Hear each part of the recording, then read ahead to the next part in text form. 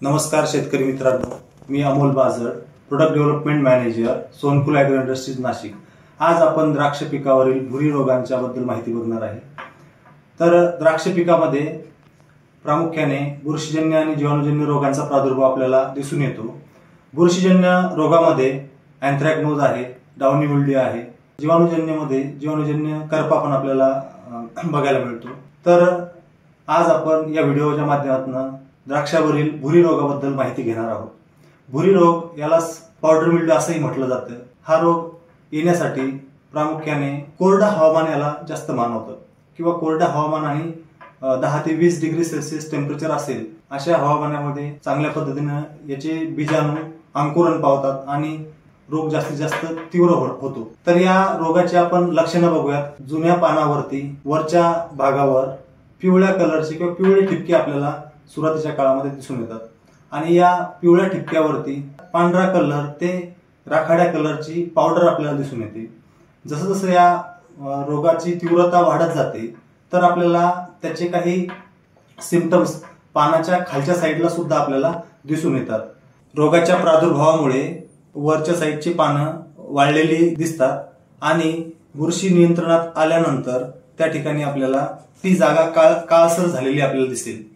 तर ही बुरशी पानाच्या आतमध्ये न जाता पानावर राहून पानामधले अन्नद्रव्य शोषण करते।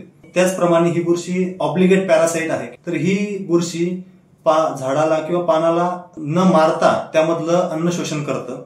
त्याचप्रमाणे या बुरशीला लागणारं जे हवामान आहे ते हवामान आपण बघतो की जर कोरडे हवामान आणि आर्द्रता जास्त असेल, तसेच त्याचप्रमाणे 10 ते 20 डिग्री सेल्सिअस टेम्परेचर असेल तर या हवामानामध्ये या बुरशीची वाढ खूप तीव्र होते आणि खूप जास्त प्रमाणामध्ये याचा प्रसार सुद्धा होतो।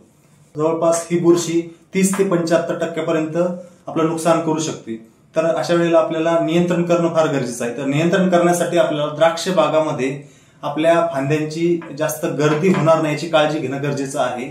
त्याचप्रमाणे जी रोगग्रस्त पाने आहेत त्याचा आपल्याला योग्य प्रकारे विल्हेवाट लावणं गरजेचे आहे आणि त्याचप्रमाणे आपण जे काही रोगग्रस्त पाने आहेत त्यांना आपण बागेमध्ये टाकू नये। आणि या रोगाला नियंत्रण करण्यासाठी सोनकुल ॲग्रो इंडस्ट्रीजचे काही जैविक उत्पादने आहेत, जसं की काही जैविक मित्र बुरशी आणि जैविक मित्र जीवाणू आहे, यांच्या सहाय्याने आपण या भुरी रोगाला नियंत्रण करू शकतो।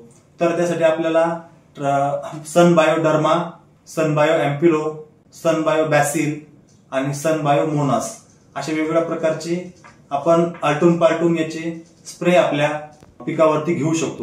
शक्यतो जैविक बुरशी आणि जैविक जीवाणूचा स्प्रे घेण्यासाठी आपल्याला सकाळच्या वेळेला किंवा संध्याकाळच्या वेळेला घेणं अपेक्षित आहे आणि त्याचप्रमाणे त्या ठिकाणी बागेमध्ये आर्द्रता किंवा थोडासा ओलावा असणं गरजेचं आहे।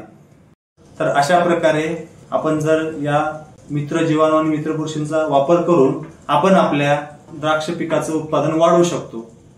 धन्यवाद शेतकरी मित्रांनो।